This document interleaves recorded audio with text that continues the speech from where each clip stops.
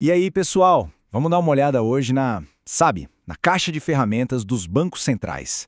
A gente vai entender direitinho como eles pilotam a nossa economia, tentando manter tudo nos eixos. Então, fica a pergunta, né? Quem é que está no volante da economia? E mais importante, que botões, que alavancas essa instituição usa para acelerar ou para frear as coisas? É isso que a gente vai desvendar agora. Ok, vamos lá. Pensa na economia como um grande motor. O principal operador dessa máquina toda é o Banco Central. E a missão dele é bem clara: garantir que esse motor não superaqueça, mas também que não esfrie demais. E a principal ferramenta para essa tarefa toda se chama política monetária. O nome é meio formal, né? Mas na prática é bem simples de entender. São as ações que o Banco Central toma para controlar basicamente duas coisas: quanto dinheiro está circulando por aí e o quão fácil ou difícil é conseguir um crédito. E aqui o desafio é duplo. É um equilíbrio delicado.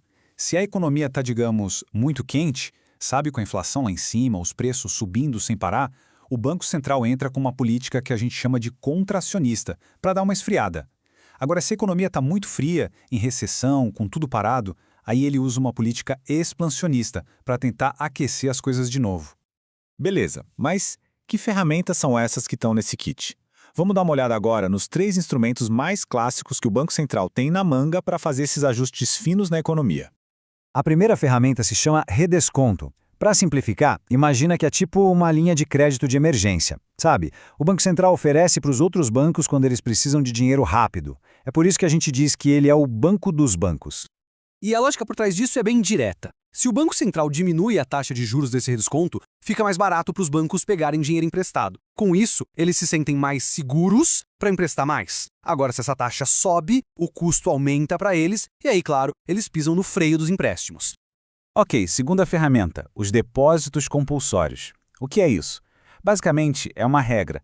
Para cada real que um banco recebe em depósito, uma parte desse dinheiro, uma porcentagem, não pode ser emprestada. Ela tem que ficar parada, guardada lá no Banco Central.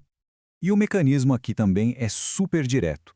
Se o Banco Central decide diminuir essa porcentagem do compulsório, o que acontece? Sobra mais dinheiro na mão dos bancos para eles emprestarem.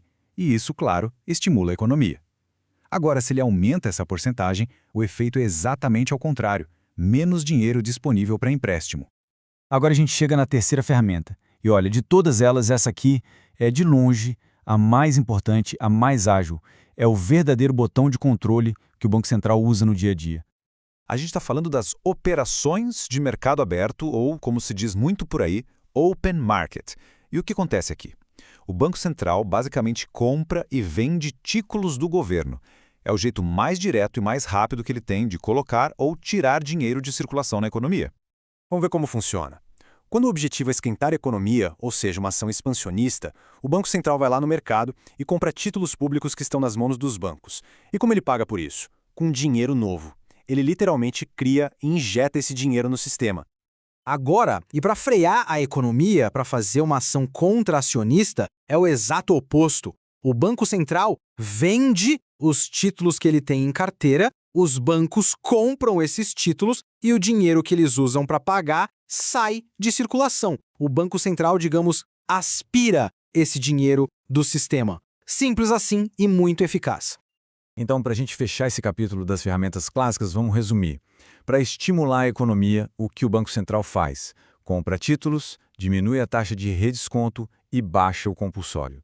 E para restringir, para esfriar as coisas, ele vende títulos, aumenta a taxa de redesconto e sobe o compulsório. É um jogo de opostos. Mas olha só, a política monetária não é uma coisa escrita em pedra, ela vai evoluindo. E bem recentemente uma nova ferramenta foi adicionada a esse arsenal do Banco Central do Brasil. Uma ferramenta que torna o controle, digamos, ainda mais cirúrgico. O nome dela é Depósitos Voluntários Remunerados. Parece complicado, mas a ideia é a seguinte: com esse instrumento, o Banco Central pode basicamente convidar os bancos a guardar o excesso de dinheiro deles lá no BC e, em troca, ele oferece uma remuneração. Ou seja, ele paga juros por esse dinheiro que fica depositado lá voluntariamente. A grande sacada aqui é a flexibilidade. É uma forma muito mais precisa, mais cirúrgica, de enxugar o excesso de dinheiro da economia quando necessário. E tem um ponto que é fundamental, a principal vantagem.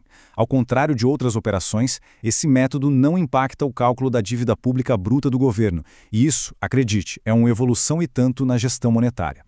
Ok, muito legal tudo isso, mas e daí? Como é que essas decisões lá de Brasília afetam a vida da gente no dia a dia? Bom, a verdade é que o impacto é direto no nosso bolso. Pensa assim, cada ajuste que o Banco Central faz nesses instrumentos reverbera por toda a economia. É isso que vai definir se os juros do financiamento do carro vão subir ou descer, ou os juros do crédito imobiliário, até o rendimento da poupança. Tudo isso é influenciado por essas decisões. E tudo isso nos leva a uma reflexão final, né? Se o Banco Central tem um painel de controle tão poderoso, com tantas ferramentas, por que a economia não está sempre perfeita, em equilíbrio total?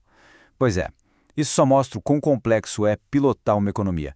É um sistema vivo, onde cada ação gera inúmeras reações, muitas vezes imprevisíveis.